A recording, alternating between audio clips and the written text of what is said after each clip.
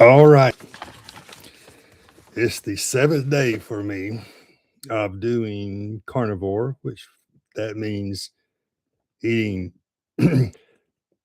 beef, butter, bacon, and eggs, and a little bit of chicken and salmon as well too.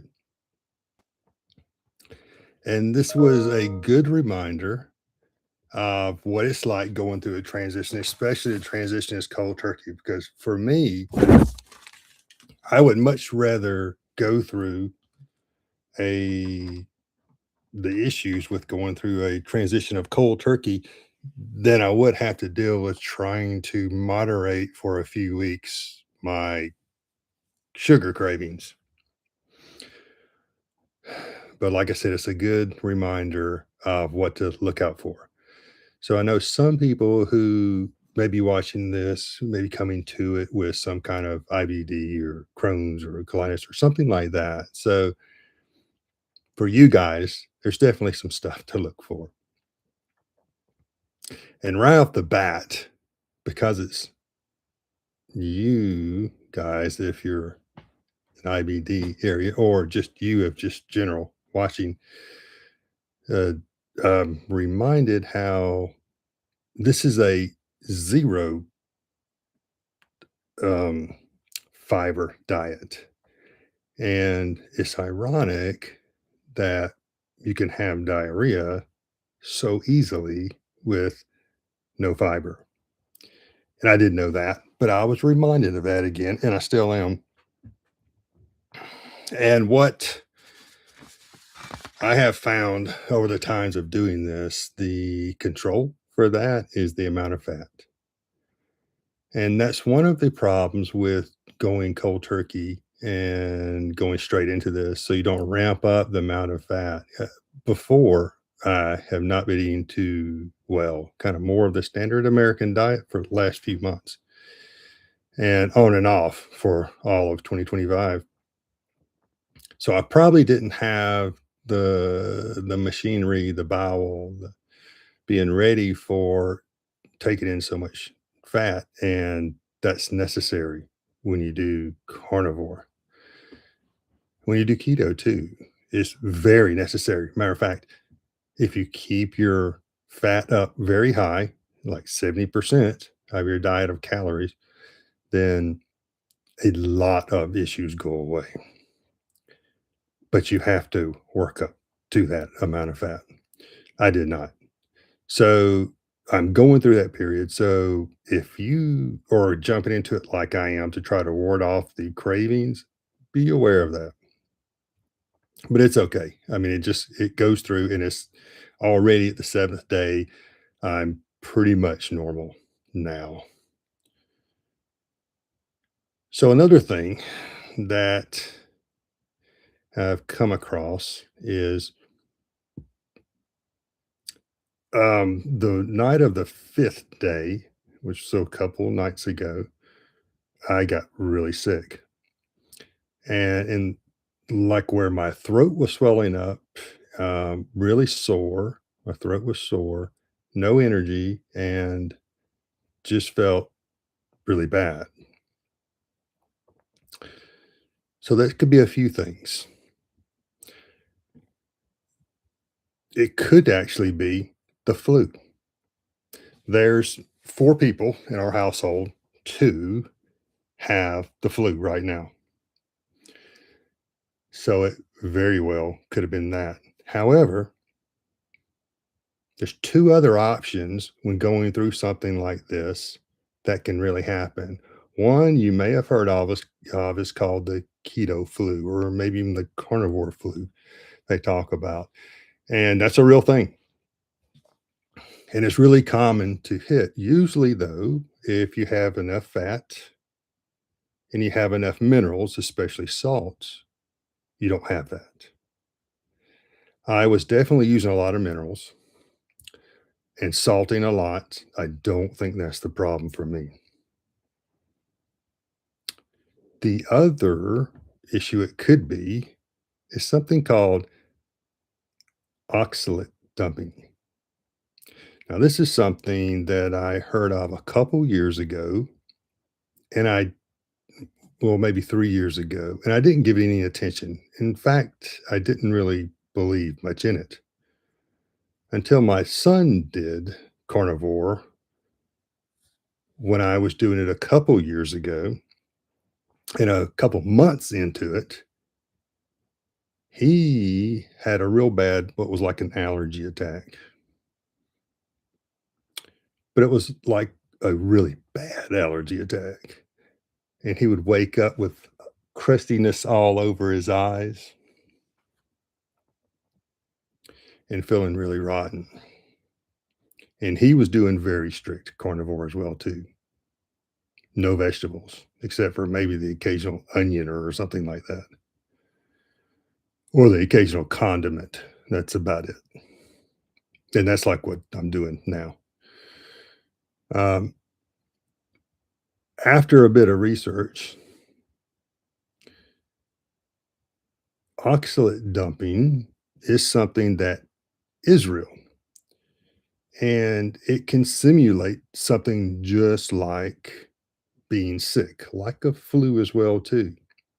If you're not familiar with oxalates, look it up and you can find a lot on the web. But your body basically is from plant material and it's one of the anti-nutrients. There's like a little small particles that are kind of sharp. I think them as being like little pieces of almost like fiberglass, little balls of little sharp fiberglass. And it stores in your body. And it's not normally that really that anything to worry about. But over the years, your body can develop a bit of an accumulation of them. And ironically, the times it comes out of your body is when you don't have any more oxalates in. And so, in other words, you're not eating a lot of green leafy vegetables, you're not doing almonds, that kind of stuff. Well, of course, carnivore like this, you're not doing it at all. So, it gives the body a window to let it out. In the process of letting it out, you can have those issues. It can also come out as tartar. And that's what I found out with me when I do carnivore. I don't have tartar at all usually, except for when I do carnivore. And it's very strange. This time, I've got a little bit of tartar starting to come up on my teeth.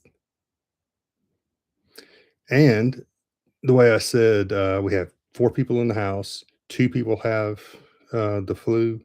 The other person is also doing carnivore. He doesn't have the flu. He doesn't have any symptoms. And this was really one night of me feeling like this and a little bit of the next day. Today I feel great. So I'm leaning toward it being a type of the keto flu after all. Maybe some oxalate dump. I don't know. But I'm not leaning toward it being a fluish thing, or I would not be feeling that good right now. The other two are still feeling bad. So either it is the flu and I'm getting over it quick, possibly because of doing this, or it's probably a little bit of oxalates coming out. That's my best guess. So that's something to look out for. So day 7 now, my energy is doing really well. The first 3 4 days, 5 days, first 5 days, energy was not good. Cravings actually went away after the second day, which is ironic. Usually it takes me 3 or 4 days for the cravings to go away. This time, I don't have any cravings. I don't have to worry about going to the refrigerator and seeing the cakes in there or something like that and wanting it, or the sweet tea. Don't I don't need it. That was actually one of the main things I was really looking for in doing this is getting over that, and that went away really fast. So I'm completely happy with that. Mental clarity. I have been feeling sluggish, brain foggy for the first 5 days, and that's fairly typical. Today, I'm feeling really good. Today's the best day is actually so it's into the 7th day, so I expect that the first 6 weeks is what really is the adaptation period. So what I consider the first week, the first 7 days is being the basically the withdrawal, and went through that pretty well.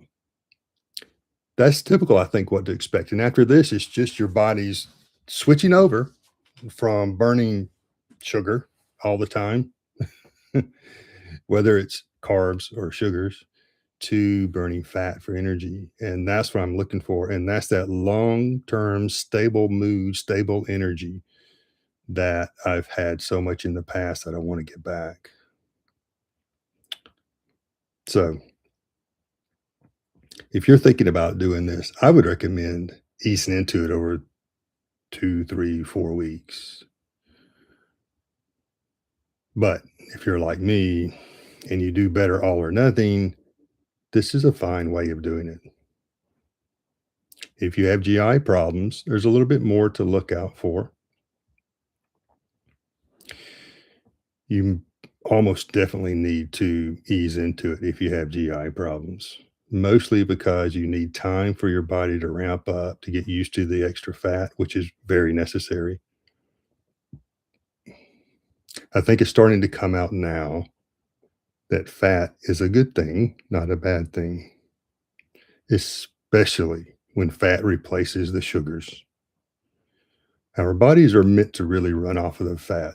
The sugars are the quick energy, and they're great for certain times. But the default of your body run off of fat makes a huge difference. For me, 4 or 5 years straight of very, very high fat, very, very low carbohydrates, it took me out of Crohn's. So I have nothing but good to say from it.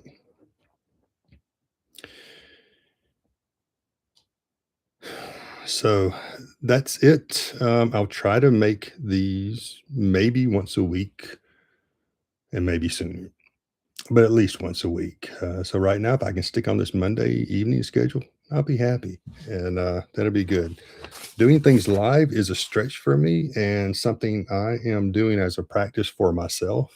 Just kind of being comfortable of being seen with my personal life kind of stuff. So if you guys are not used to seeing me online, that is why. And so this is me trying to exercise that. If you have any questions, put them below. If you have any more questions that are relating to why I'm doing this kind of a diet, you can go to healthundercontrol.com and sub I have a Substack there. This is nothing about me selling anything, it's just giving information. The way I think about health, in this case, diet. So you're welcome to go there and read more. And I have a series of 3 audios as well too that are talking about the articles that I've written about nutrition. And real quick work, you'll be able to understand the underpinnings, the philosophy of how I think about diet. All right. Thank you. Talk to you later.